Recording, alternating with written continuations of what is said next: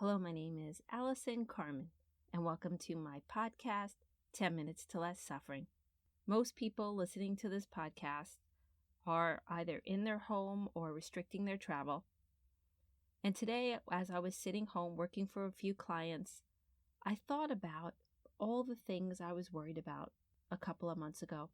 I was worried that my daughter hadn't studied enough for her SATs. My older daughter was in Italy, and I remember worrying about the people that she would meet, or maybe she would date a guy that wasn't nice or kind. I remember being concerned about getting one of my clients' investor reports out in time.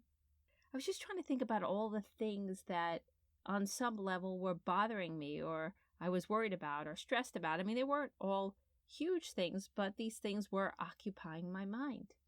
And as I sat today on my couch, I started to reflect on all those things I was worried about. It was so interesting that none of them actually happened. In fact, the thing I couldn't possibly imagine happened. There was a pandemic and my daughter's SAT was canceled, and my daughter that was in Italy didn't really have a chance to meet that many people because she had to come home pretty early from her program because of the virus was spreading so rapidly in Italy.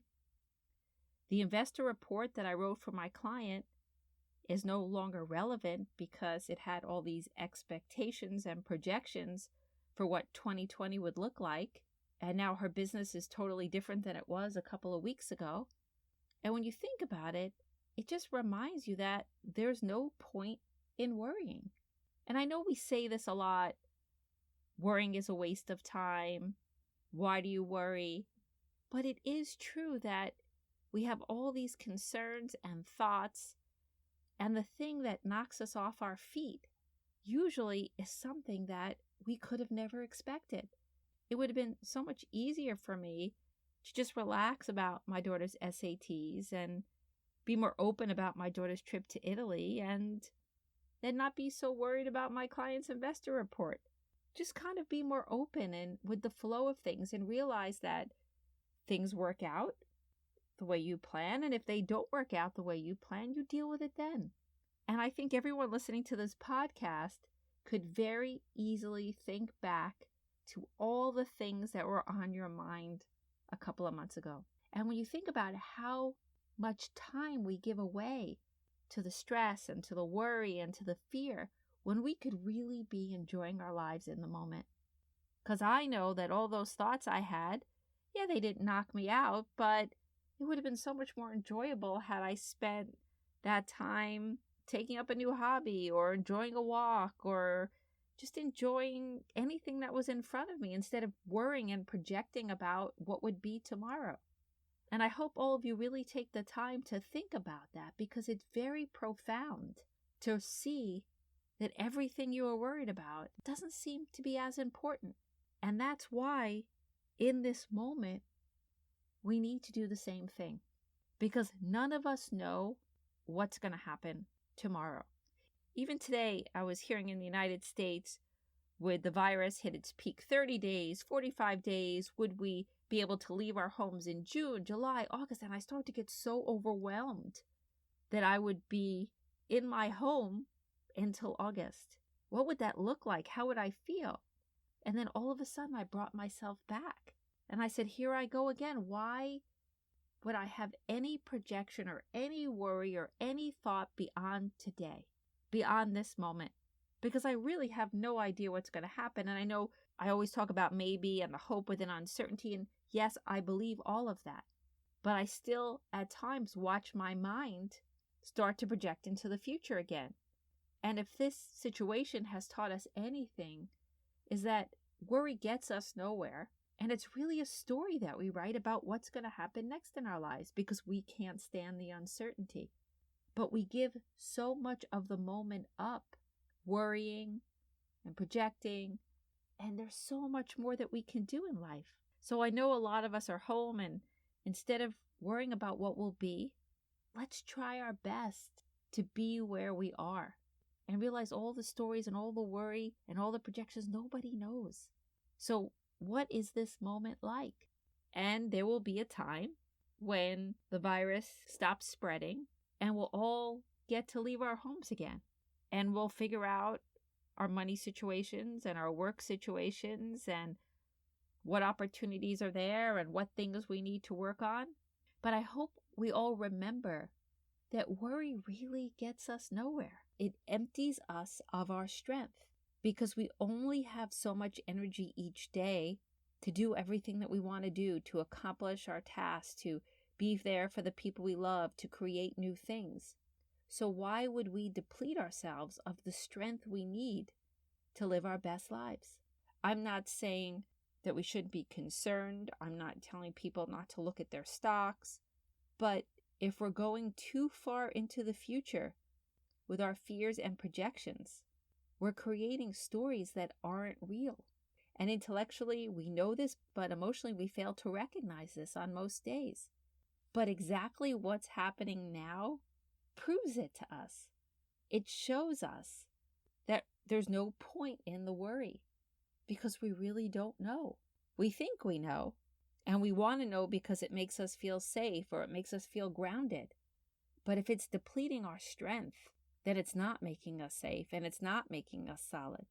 If we want to be strong and we want to be powerful and we want to be really able to get through this period of our lives with grace and dignity, we need to stay as present as possible to cultivate the strength, cultivate the resilience, and deal with what we need to face today. If you have a project at work you need to complete, if you need to make sure your children have food today, if they have schoolwork, whatever you're doing, stay with the day.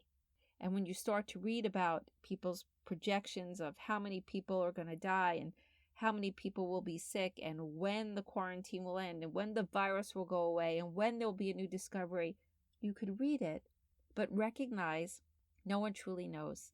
Yes, we have to listen to what our governments are telling us right now and social distancing, but that's in the present moment. I'm talking about the projections of what the economy will be like, how many jobs will be around, what the market will be like, when this will all end. It doesn't serve us. But if we can come back to the moment and really stay focused, we might have some time to spend with friends and family if they're in the same house that we're in, or we could speak to them on Zoom or on the telephone. We could start a new project or take care of something we didn't take care of before.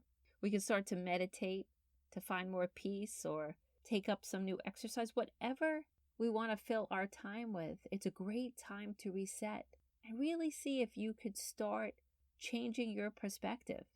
And I know it can be challenging. I have children and I get it that there are a lot of things that could happen. But what if you reduced your worrying 70% or 50%?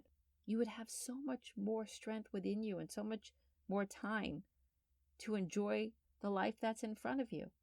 And again, even though there's pain and even though there's suffering at this time, there's also beauty and there's grace and there's love and there's depth and there's meaning. So I hope you take the time to do this exercise and list all the things you're worrying about in December or January and look at your life right now and ask yourself, did I waste time worrying about things that no longer seem relevant? And then don't turn it into the fact, well, oh, now I really have something to worry about, because we don't know that. All we know is this moment and what's in front of us today. And you know that I believe uncertainty is our best friend, because if we don't know what's going to happen tomorrow, that means there's hope. That all these stories and these worries that we write might not be true. And maybe everything will be okay, and maybe it will get better, and maybe there'll be a cure or a vaccine. We just don't know. But if we want our lives to change, if we want this situation to change, it's going to happen in the unknown. So we might as well stay present and enjoy the moments that we can. And when this passes, instead of being so weak for all the worry that we had, we can cultivate such gratitude and strength and appreciation and love that when this passes, we will be stronger to face the uncertainty of life and the problems that we might have and the surprises that we might have. It's a great time to feel connected. It's a time to feel open-hearted. And it's time to maybe put your worry aside, maybe for the first time in your life, and see how it's not serving you, and cultivate something new and beautiful within you, a light that will sustain you and that will shine out into the world. And as that light shines out, we'll have more hope, less fear, less stress, and we'll all find the path to move forward to live our best lives.